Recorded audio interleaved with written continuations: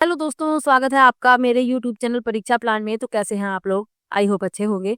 तो जैसा कि आप लोगों को पता है कि साइंस के प्रीवियस ईयर के क्वेश्चन मैं सॉल्व करवा रही हूँ। पिछले वीडियो में मैंने सितंबर 2016 वाला पेपर लिया था।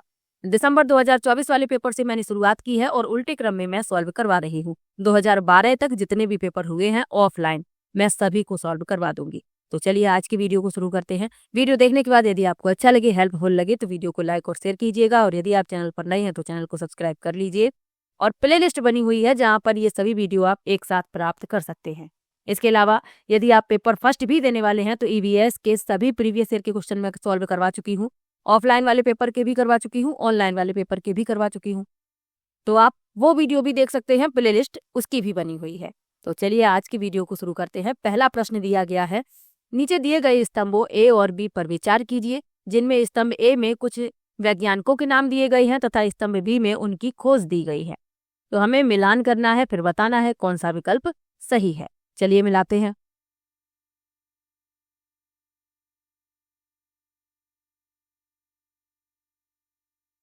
लिखा है अलेक्जेंडर फ्लेमिंग। तो अलेक्जेंडर फ्लेमिंग ने पेंसिलिन की खोज की, चौथे से मिला देंगे। फिर लिखा है एडवर्ड जेनर। तो एडवर्ड जेनर ने चेचक के टीके की खोज की, इसे पांचवे से मिला देंगे। Louis Pasteur. तो लुई पास्चर ने किण्वन की खोज की, दूसरे से मिला देंगे। और रॉबर्ट कॉच ने बैसिलस एंथ्रेसिस, पहले से मिला देंगे।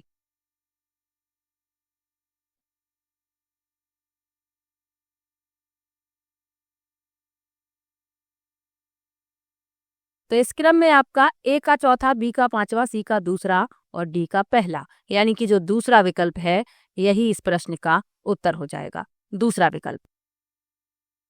चलिए आगे बढ़ते हैं, अगले प्रश्न पर चलते हैं। उन दो अंतःस्रावी ग्रंथियों का नाम लिखिए जो पीयूष ग्रंथि द्वारा स्रावित हार्मोन के माध्यम से प्राप्त आदेश के अनुसार ही अपने हार्मोन स्रावित करती हैं।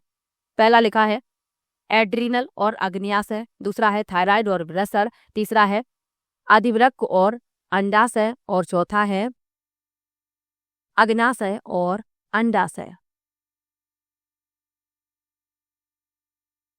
तो अंतःस्रावी ग्रंथियों को नलिका विहीन ग्रंथियां भी कहा जाता है। अब इसमें पूछा गया है कि उन दो अंतःस्रावी ग्रंथियों का नाम लिखिए जो पीयूष ग्रंथि द्वारा स्रावित हार्मोन के माध्यम से प्राप्त आदेश के अनुसार ही अपने हार्मोन को स्रावित करती हैं। तो वह है थायराइड और वृषण। दूसरा विकल्प इस प्रश्न का उत्तर हो जाएगा। चलिए आगे बढ़ते हैं। स्तंभ ए में कोशिका के अंगों की सूची है और स्तंभ बी में कोशिका के अंगों के प्रकारों की सूची है। हमें मिलान करना है, फिर बताना है कौन सा विकल्प सही है। लिखा है कोशिका भित्ति। तो कोशिका भित्ति कोशिका को सहायता देती है, बी से मिला देंगे। कोशिका झिल्ली। तो कोशिका झिल्ली जो है कोशिका के भीतर और बाहर जो गुजरता है उस पर नियंत्रण करती है। कोशिका द्रव, इसे मिला देंगे डी से, इस पर कोशिका की प्रतिक्रिया होती है। और केंद्रक जो है पहले से मिला देंगे ए से, जो होता है उसको नियंत्रित करता है। तो इस क्रम में आपका जो विकल्प सही है, पहले का बी, दूसरे का सी, तीसरे का डी और चौथे का ए, यानी कि दूसरा विकल्प इस प्रश्न का उत्तर हो जाएगा। चलिए आगे बढ़ते हैं। निम्नलिखित में से कौन सा जंतु कोशिका के संघटकों का संयोजन है? पहला है कोशिका झिल्ली, कोशिका द्रव, केंद्रक, रिक्तिका, दूसरा है कोशिका झिल्ली, कोशिका द्रव, केंद्रक, प्लेस्टिड, तीसरा है कोशिका भित्ति, कोशिका द्रव, केंद्रक और रिक्तिका और चौथा है कोशिका झिल्ली, हरित लवक, केंद्रक और रिक्तिका।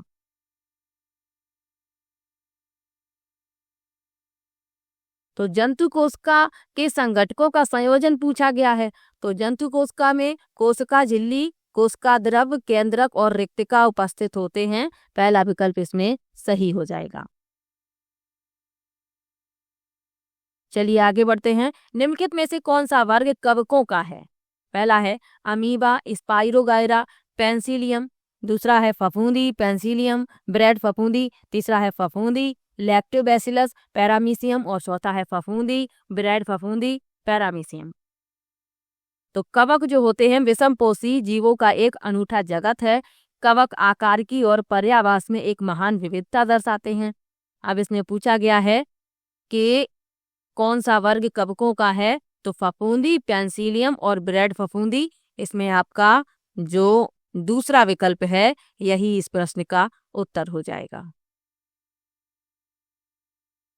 और कवकों का अध्ययन माइकोलॉजी कहलाता है, ये भी याद रखिएगा। चलिए आगे बढ़ते हैं। सांस लेने के बारे में नीचे दिए गए कथनों का अध्ययन कीजिए। यह एक ऐसी प्रक्रिया है जो शरीर को ऑक्सीजन प्रदान करती है। दूसरा है, इस प्रक्रिया में कोशिकाओं में जल उत्पन्न होता है। तीसरा है, यह प्रक्रिया शरीर को कार्बन डाइऑक्साइड से छुटकारा पाने में सहायता करती है। और चौथा है, इस प्रक्रिया में भोजन टूटकर ऊर्जा मुक्त करता है। तो सांस लेने के बारे में नीचे दिए गए कथनों का अध्ययन करना है, तो यह एक ऐसी प्रक्रिया है जो शरीर को ऑक्सीजन प्रदान करती है। इसमें ए सही है। इस प्रक्रिया में कोशिकाओं में जल उत्पन्न होता है, ये गलत लिखा हुआ है। यह प्रक्रिया शरीर को कार्बन डाइऑक्साइड से छुटकारा पाने में सहायता करती है, बिल्कुल सही है, क्योंकि हम लोग सब सांस छोड़ते हैं जब, तब कार्बन डाइऑक्साइड ही बाहर निकलती है। और डी में लिखा है कि इस प्रक्रिया में भोजन टूटकर ऊर्जा मुक्त करता है, ये गलत है। ए और सी सिर्फ सही हैं। पहला विकल्प इस प्रश्न का उत्तर हो जाएगा। चलिए आगे बढ़ते हैं। निम्नलिखित में से कौन सा गुण गतिविधि आधारित विज्ञान शिक्षा के द्वारा बच्चों में सबसे कम विकसित होता है? पहला है उदार मानसिकता, तीसरा है प्रश्न पूछना, दूसरा है प्रश्न पूछना, तीसरा है याद करना और चौथा है जिज्ञासा। तो पूछा गया है कि कौन सा गुण गतिविधि आधारित विज्ञान शिक्षा के द्वारा सबसे कम विकसित होता है, तो वह है याद करना। तीसरा विकल्प इस प्रश्न का उत्तर हो जाएगा। अगला प्रश्न है, विज्ञान के स्वभाव के बारे में निम्नलिखित में से कौन सा कथन सत्य है? पहला है, वैज्ञानिक ज्ञान का एक अनंतिम चरित्र होता है। दूसरा है, वैज्ञानिक ज्ञान को प्रयोग के द्वारा सिद्ध किया जाता है। तीसरा है, विज्ञान मूल्य निरपेक्ष है। और चौथा है, वैज्ञानिक ज्ञान उद्देश्य है। तो विज्ञान जो है केवल अवलोकन, प्रयोग और विश्लेषण तक ही सीमित नहीं है, बल्कि यह जीवन का एक तरीका है। विज्ञान जांच की प्रक्रिया के माध्यम से ज्ञान का एक विस्तारित निकाय है। अब विज्ञान के स्वभाव के बारे में सत्य कथन बताना है, तो वैज्ञानिक ज्ञान एक अनंतिम चरित्र होता है। पहला विकल्प इस प्रश्न का उत्तर हो जाएगा। वैज्ञानिक ज्ञान में एक अनंतिम चरित्र होता है। पहला विकल्प इस प्रश्न का उत्तर है। चलिए आगे बढ़ते हैं। लिखा है, विज्ञान में आकलन के बारे में निम्नलिखित कुछ विचार हैं। दिए गए विचारों में से सबसे अधिक अव्यवहारिक विचार का चयन कीजिए। पहला है, कोई भी उन अनौपचारिक प्रेक्षणों का महत्व कम करके नहीं आंक सकता जो शिक्षक बच्चों से विचार विनिमय करते हुए एकत्र करता है। दूसरा है, आकलन को लचीला होने की आवश्यकता है। इसका स्वरूप एवं तरीके में परिस्थिति दर परिस्थिति तथा कभी कभी एक विद्यार्थी समूह से लेकर दूसरे तक में भिन्नता हो सकती है। तीसरा है, विशेष आवश्यकता वाले बच्चों का आकलन करते हुए शिक्षक को अधिक लचीला बनना होगा। और चौथा है, विज्ञान शिक्षक के नाते हमें अवश्य अनुभव करना चाहिए कि हमें विविध उपकरणों का उपयोग करते हुए उन सब का परीक्षण करना चाहिए जो विद्यार्थी जानता है।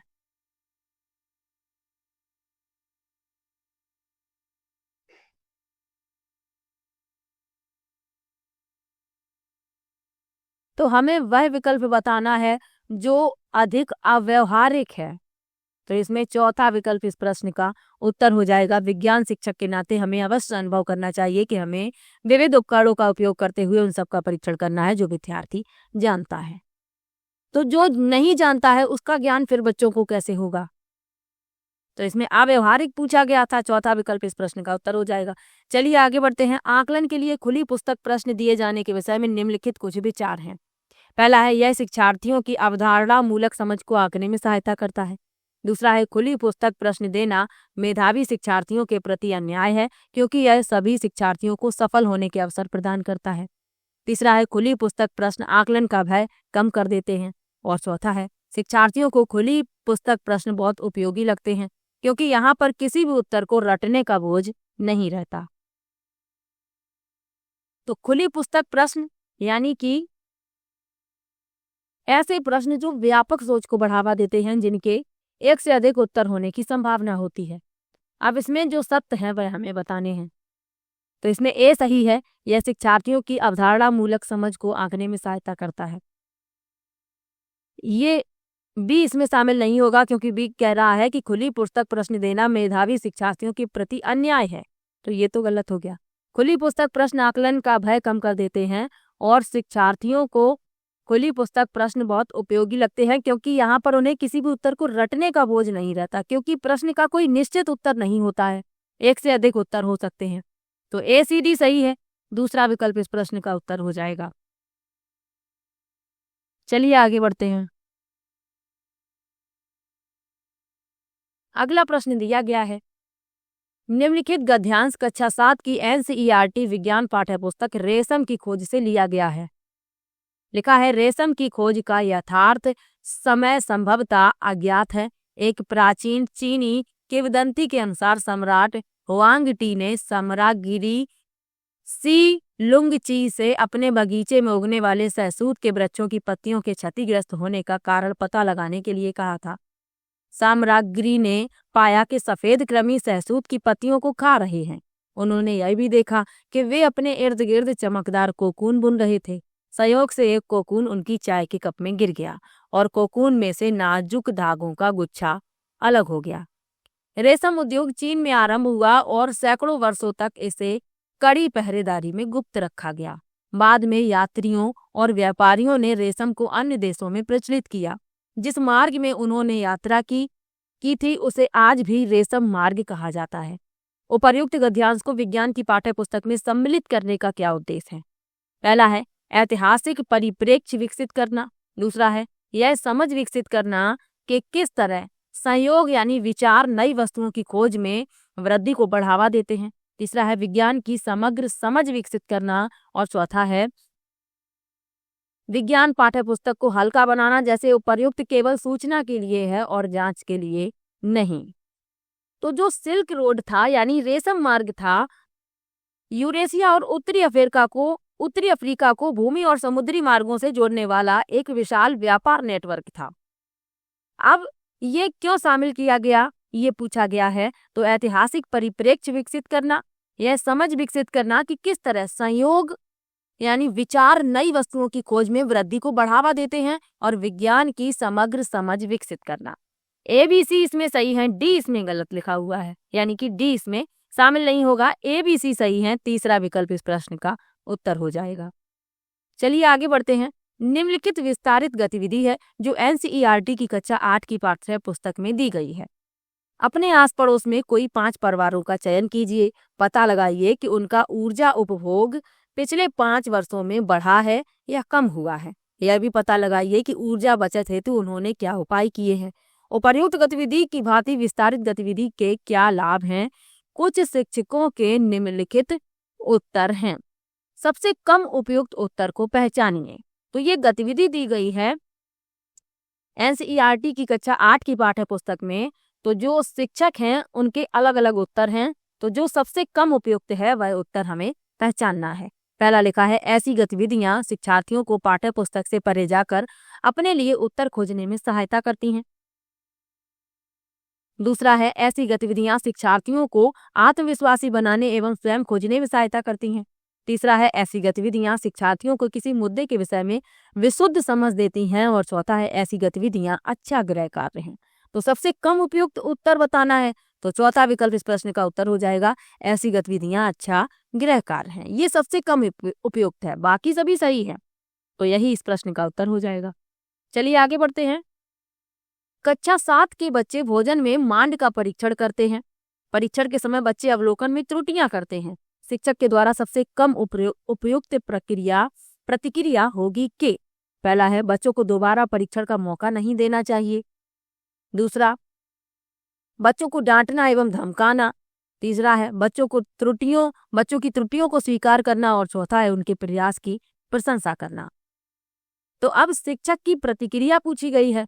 तो यदि आप बच्चों को दोबारा परीक्षण करने का मौका ही नहीं देंगे तो बच्चे कैसे समझ पाएंगे कहाँ उन्होंने गलती की, कैसे उन्हें सुधारना है। तो इसमें ए तो गलत हो गया। बच्चों को डांटना एवं धमकाना ये तो बिल्कुल भी नहीं करना है, इससे बच्चों में हीन भावना पैदा होगी। वो प्रयोग करने से डरने लगेंगे, आगे कोई भी प्रयोग वो नहीं करेंगे, क्योंकि यदि शिक्षक उन्हें डांटेगा तो वो प्रयोग करने से डरेंगे। बी भी गलत हो गया। बच्चों की त्रुटियों को स्वीकार करना, ये सही है, और उनके प्रयास की प्रशंसा करना। सी और डी सही है। उनके प्रयास की प्रशंसा करेंगे, उन्हें प्रोत्साहित करेंगे तो वो आगे अपनी त्रुटियों को सुधारने का भी प्रयास करेंगे। तो सी और डी इसमें सही है। दूसरा विकल्प इस प्रश्न का उत्तर हो जाएगा। चलिए आगे बढ़ते हैं। निम्नलिखित में से कौन सी आकलन रणनीति विज्ञान में शिक्षार्थियों के रूपात्मक आकलन के लिए उपयुक्त नहीं है? पहला है पत्रिका यानी जर्नल लेखन, दूसरा है क्षेत्र भ्रमण, तीसरा है सत्रांत उपलब्धि परीक्षण और चौथा है अवधारणा चित्रण।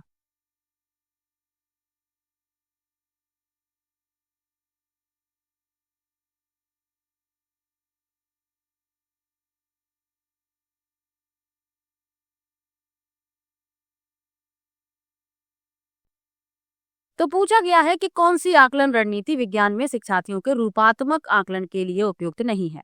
रूपात्मक आकलन यानी कि रचनात्मक आकलन। तो जो रचनात्मक आकलन होता है ये लक्ष्य केंद्रित होता है। तो जो इसमें उपयुक्त नहीं है वह है सत्रांत उपलब्धि परीक्षण। यही इस प्रश्न का उत्तर हो जाएगा। जो सत्र समाप्ति उपलब्धि परीक्षण होता है ये पाठ्यक्रम के अंत में छात्रों के आकलन के लिए शिक्षकों का एक योगात्मक मूल्यांकन उपकरण है। तो तीसरा विकल्प इस प्रश्न का उत्तर हो जाएगा। चलिए आगे बढ़ते हैं। लिखा है कक्षा 7 का शिक्षक लोहे की छड़ पर पतले कागज की पट्टी कस कर लपेटता है और छड़ को लगातार घुमाते हुए जलती हुई मोमबत्ती के ऊपर रखकर कागज को जलाने का प्रयत्न करता है। क्या यह जल पाता है? इस गतिविधि के द्वारा बच्चों में किस प्रक्रमण कौशल का विकास होने की संभावना है? पहला है अवलोकन परिकल्पना और वर्गीकरण, दूसरा है केवल वर्गीकरण, तीसरा है अवलोकन परिकल्पना और प्रश्न करना और चौथा है केवल अवलोकन। तो यदि कागज को कसकर किसी लोहे की छड़ पर लपेट दिया जाए फिर इसे जलती हुई मोमबत्ती के ऊपर लगातार घुमाया जाए और कागज को जलाने का प्रयास किया जाए तो वह कागज नहीं जलेगा, क्योंकि लोहे की छड़ उसके आसपास की ठंडी हवा कागज को उसके प्रज्वलन तापमान तक नहीं पहुंचने देती है। अब इसमें पूछा गया है कि इस गतिविधि के द्वारा बच्चों में किस प्रक्रमण कौशलों का विकास होने की संभावना है। तो इस प्रश्न में कौन सा विकल्प सही होगा? तीसरा विकल्प सही होगा, अवलोकन परिकल्पना और प्रश्न करना। अवलोकन यानी कि केवल देखना नहीं है अवलोकन का मतलब, बल्कि सभी इंद्रियों का उपयोग करके आंकड़ों को एकत्र करने से जुड़ा कौशल है। परिकल्पना जो है एक वैज्ञानिक प्रश्न का अस्थायी परीक्षण योग उत्तर होता है और प्रश्न करना बच्चे प्रश्न करेंगे कि कागज क्यों नहीं जल रहा है। तो तीसरा विकल्प इस प्रश्न का उत्तर हो जाएगा। चलिए आगे बढ़ते हैं। एक शिक्षार्थी समाचार पत्र की क्लिपिंग को प्रदर्शित करते हुए स्वाइन फ्लू के बारे में चर्चा करना चाहता है। उसकी पाठ्य पुस्तक में इस रोग का उल्लेख नहीं है। एक विज्ञान शिक्षक के रूप में आप पहला है कक्षा में समाचार पत्र की क्लिपिंग पढ़ेंगे, बच्चों को बताएंगे कि यह पाठ्यक्रम का हिस्सा नहीं है इसलिए महत्वपूर्ण नहीं है। दूसरा है स्वाइन फ्लू के बारे में चर्चा करेंगे और कक्षा में विज्ञान से संबंधित और अधिक चीजें लाने के लिए बच्चों को कहेंगे। तीसरा है सभी का समय खराब ना हो इस दृष्टि से बच्चे को कक्षा के बाद इस प्रकार के लेखों पर चर्चा करने हेतु मिलने के लिए कहेंगे जिससे कि निर्धारित पाठ्यक्रम समय पर पूरा हो सके। और चौथा है बच्चे को बताएंगे कि यह पाठ्यक्रम से परे है इसलिए वह कक्षा में चर्चा ना करें। तो एक शिक्षार्थी है समाचार पत्र की क्लिपिंग को प्रदर्शित करते हुए स्वाइन फ्लू के बारे में चर्चा करना चाहता है, जबकि यह पाठ्य पुस्तक में नहीं दिया गया है। तो एक विज्ञान शिक्षक के रूप में आप क्या करेंगे ये पूछा गया है। तो स्वाइन फ्लू के बारे में चर्चा करेंगे और कक्षा में विज्ञान से संबंधित और अधिक चीजें लाने के लिए बच्चों को कहेंगे, प्रोत्साहित करेंगे। दूसरा विकल्प इस प्रश्न का उत्तर हो जाएगा। चलिए आगे बढ़ते हैं। ग्रह एक निश्चित पथ पर सूर्य की परिक्रमा करते हैं। निम्नलिखित ग्रहों को उनके परिक्रमा अवधि के आधार पर आरोही क्रम में व्यवस्थित कीजिए। पहला विकल्प लिखा है शुक्र, दूसरा लिखा है शनि, तीसरा लिखा है यूरेनस और चौथा लिखा है पृथ्वी। अब आपको क्रम पता होना चाहिए। जो सूर्य के निकट है वह अपनी परिक्रमा जल्दी पूरी कर लेता है और जो दूर है उसे परिक्रमा में अधिक समय लगता है। तो क्रम क्या है? सूर्य के सबसे निकट है बुध, बुध के बाद है शुक्र, शुक्र के बाद है पृथ्वी, पृथ्वी के बाद है मंगल, मंगल के बाद है बृहस्पति, बृहस्पति के बाद है शनि, शनि के बाद है अरुण और अरुण के बाद है वरुण। सबसे जल्दी परिक्रमा बुध पूरी करता है क्योंकि ये सबसे निकट है, और सबसे देर में परिक्रमा पूरी हो पाती है वरुण की, क्योंकि वह सूर्य से बहुत दूर है। अब हमें परिक्रमा अवधि के आधार पर आरोही क्रम में व्यवस्थित करना है। तो इसमें बुध नहीं दिया गया है, शुक्र दिया गया है, तो शुक्र आएगा सबसे पहले। ये पहले परिक्रमा पूरी करेगा, उसके बाद परिक्रमा पूरी होगी पृथ्वी की, फिर होगी शनि की और फिर होगी यूरेनस की। यानी कि पहला, फिर चौथा, फिर दूसरा और फिर तीसरा। जो तीसरा विकल्प है यही इस प्रश्न का उत्तर हो जाएगा। इसके अलावा और क्या क्या आपको याद रखना है? बुध और शुक्र ऐसे दो ग्रह हैं जिनके पास कोई भी उपग्रह नहीं है, ये भी याद रखिएगा, ये प्रश्न भी पूछ लिया जाता है। चलिए आगे बढ़ते हैं। लिखा है सल्फर का गलनांक 113 डिग्री सेल्सियस है तथा क्वथनांक 445 डिग्री सेल्सियस है। निम्नलिखित में से कौन सा कथन असत्य है? पहला है सल्फर 90 डिग्री सेल्सियस पर ठोस है, दूसरा है सल्फर 400 डिग्री सेल्सियस पर द्रव है, तीसरा है सल्फर 450 डिग्री सेल्सियस पर द्रव है और चौथा है सल्फर 20 डिग्री सेल्सियस पर ठोस है। तो गलनांक और क्वथनांक क्या होते हैं? सबसे पहले आपको ये पता होना चाहिए। तो गलनांक वह बिंदु है जिस पर कोई पदार्थ ठोस से द्रव में परिवर्तित हो जाता है, और क्वथनांक वह बिंदु है जिस पर किसी पदार्थ की द्रव अवस्था इस तापमान पर वाष्प अवस्था या गैसीय अवस्था में बदल जाती है। अब इसमें असत्य कथन पूछा गया है, जो गलत है वह हमें बताना है। तो सल्फर 450 डिग्री सेल्सियस पर द्रव है, ये गलत है, तो यही इस प्रश्न का उत्तर हो जाएगा। क्योंकि जो सल्फर है वह 450 डिग्री सेल्सियस पर गैसीय अवस्था में होता है, द्रव में नहीं होता। इसमें लिखा है द्रव, तो यही गलत हो गया और गलत ही पूछा गया था। चलिए आगे बढ़ते हैं। मौसम, पृथ्वी पर मौसम परिवर्तन होने का कारण है। पहला है पृथ्वी का अक्ष झुका हुआ है, दूसरा है वर्ष में पृथ्वी की परिक्रमण गति बदलती है, तीसरा है वर्ष में पृथ्वी के अक्ष बिंदु भिन्न दिशाओं में होते हैं और चौथा है गर्मियों में पृथ्वी सूर्य के निकट होती है।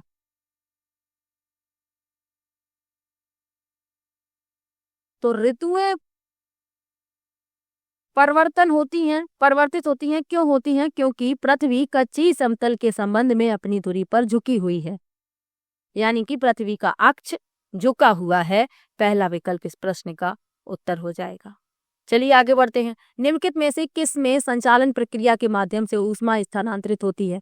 पहला है कमरे का हीटर, दूसरा है सूर्य से पृथ्वी को, तीसरा है जब चम्मच को गर्म चाय में डुबोया जाए तब चम्मच के एक सिरे से उसके दूसरे सिरे तक, और चौथा है समुद्री समीर तथा थल समीर। तो ऊष्मा स्थानांतरण की 3 विधियां होती हैं, चालन, संवहन और विकिरण। इसमें पूछा गया है किसमें संचालन यानी चालन प्रक्रिया के माध्यम से ऊष्मा स्थानांतरित होती है। तो जब चम्मच को गर्म चाय में डुबोया जाए तब चम्मच के एक सिरे से दूसरे सिरे तक। तीसरा विकल्प इस प्रश्न का उत्तर हो जाएगा।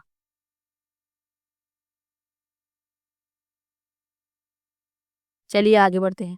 हमारे शरीर की प्रत्येक कोशिका में डीएनए होता है। हमारे शरीर में प्रोटीन तथा वसा भी होते हैं। डीएनए, प्रोटीन तथा वसा में क्या समान है? पहला है सभी में अम्ल है, दूसरा है सभी उदासीन है, तीसरा है सभी लवण है और चौथा है सभी में क्षारक होते हैं।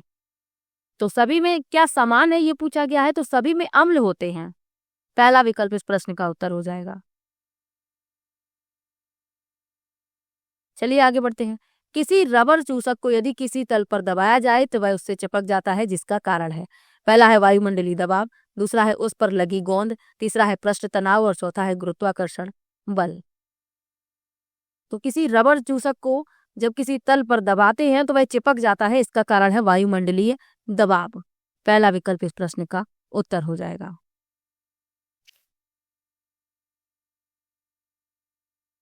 अगला प्रश्न है, विद्युत झंझा के समय हमें, पहला है एक बंद कार के भीतर ही रहना चाहिए, दूसरा है घर की छत पर दौड़ना चाहिए, तीसरा है धातु के सिरे वाला छाता प्रयोग करना चाहिए और चौथा है किसी ऊंचे पेड़ के तले शरण लेनी चाहिए।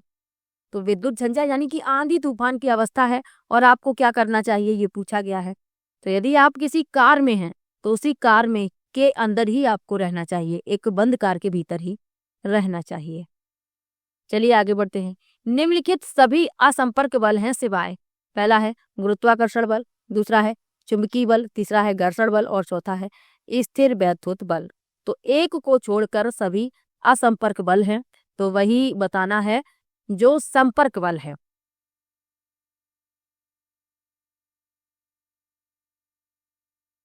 तो संपर्क बल का उदाहरण है घर्षण बल, बाकी सभी असंपर्क हैं।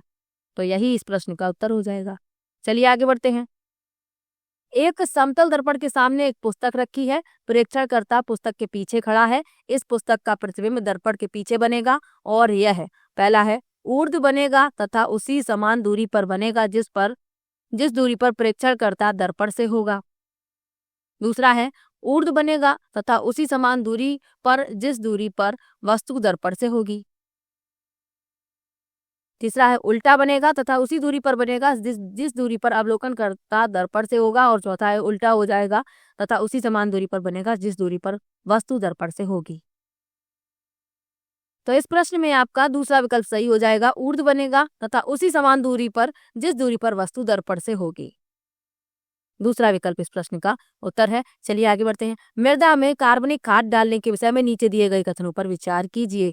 यह मृदा को पौधों को कसकर पकड़े रखने के लिए दृढ़ बनाती है, दूसरा है यह पौधों के लिए अत्यधिक उर्वर माने जाने वाले अकार्बनिक पदार्थ मृदा में मिलाती है, तीसरा है यह मृदा की बनावट में सुधार करती है और चौथा है यह मृदा की जल को थामे रखने की क्षमता में वृद्धि करता है।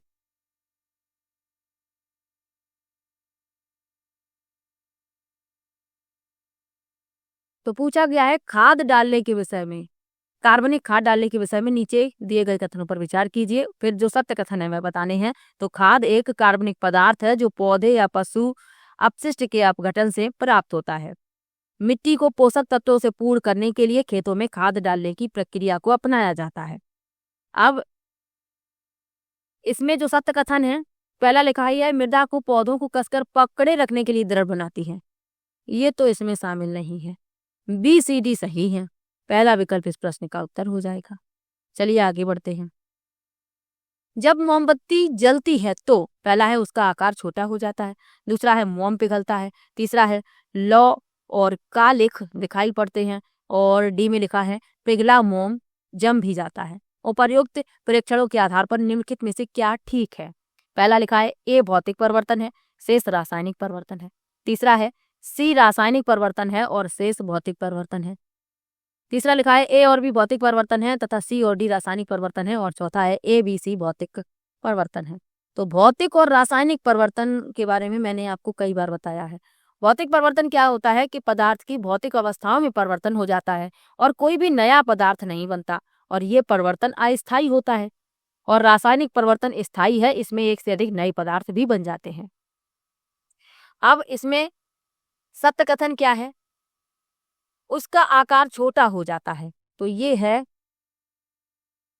भौतिक परिवर्तन। मोम पिघल रहा है लेकिन है तो मोम ही, पिघलने के बाद कोई और वस्तु तो नहीं बनी है, कोई और पदार्थ तो नहीं बना है तो वो मोम ही, तो ये भी भौतिक परिवर्तन है। लौ और कालिख दिखाई पड़ते हैं तो ये रासायनिक परिवर्तन है, ये नए पदार्थ बन रहे हैं तो ये रासायनिक परिवर्तन है। पिघला मोम जम भी जाता है, ये भी भौतिक परिवर्तन है। तो सी सिर्फ इसमें रासायनिक परिवर्तन है, शेष भौतिक परिवर्तन है। तो इसमें आपका जो दूसरा विकल्प है यही इस प्रश्न का उत्तर हो जाएगा। चलिए आगे बढ़ते हैं। असत्य यानी गलत कथन को पहचानिए। पहला लिखा है आम्ल स्वाद में खट्टे होते हैं जबकि क्षारकों का स्वाद कड़वा होता है तथा उनका स्पर्श साबुन जैसा होता है। बी में लिखा है अम्ल नीले लिटमस को लाल तथा क्षारक लाल लिटमस को नीले में बदल देते हैं। सी में लिखा है ऐसे पदार्थों के विलयन जो अम्लीय, क्षारकीय और उदासीन विलयनों में भिन्न रंग दर्शाते हैं सूचक कहलाते हैं। और डी में लिखा है लवण बनाने के लिए अम्ल तथा क्षारक एक दूसरे को उदासीन करते हैं तथा लवण सदैव उदासीन होता है।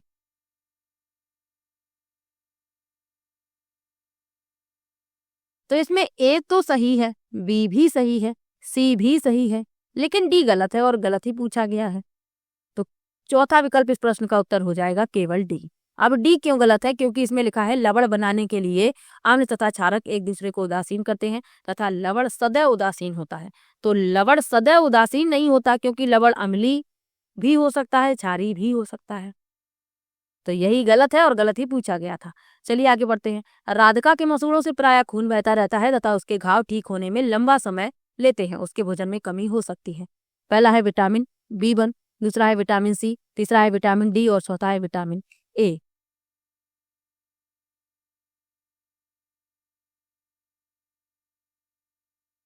तो राधिका के मसूड़ों से खून बह रहा है लगातार, और यानी कि प्रायः खून बहता रहता है, और उसके घाव जो है ठीक होने में लंबा समय ले रहे हैं।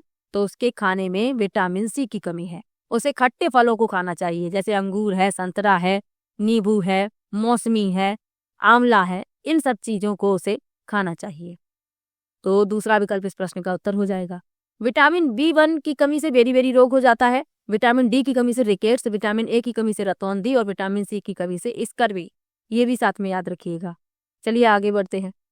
सोडियम और पोटेशियम का भंडारण मिट्टी के तेल यानी केरोसिन में किया जाता है। इसके लिए कक्षा 8 की शिक्षार्थियों ने निम्नलिखित कारण दिए। पहला है, दोनों बहुत प्रतिक्रियाशील हैं और वातावरण में कार्बन डाइऑक्साइड से प्रतिक्रिया करते हैं। दूसरा है, दोनों बहुत विषैले हैं और विषैला धुआं छोड़ते हैं। तीसरा है, दोनों बहुत क्रियाशील हैं और वातावरण में ऑक्सीजन से प्रतिक्रिया करते हैं। और चौथा है, केरोसिन हवा में विद्यमान ऑक्सीजन से धातु की प्रतिक्रिया को रोकने में सहायक है। तो ए तो इसमें गलत है, क्योंकि इसमें लिखा है कि वातावरण में कार्बन डाइऑक्साइड से प्रतिक्रिया करते हैं। ए गलत हो गया। दोनों बहुत विषैले हैं और विषैला धुआं छोड़ते हैं। ये भी गलत है। दोनों बहुत क्रियाशील है और वातावरण में ऑक्सीजन से प्रतिक्रिया करते हैं, और केरोसिन हवा में विद्यमान ऑक्सीजन से धातु की प्रतिक्रिया को रोकने में सहायक है। सी और डी सही है। दूसरा विकल्प इस प्रश्न का उत्तर हो जाएगा। तो ये पेपर था मई 2016 वाला।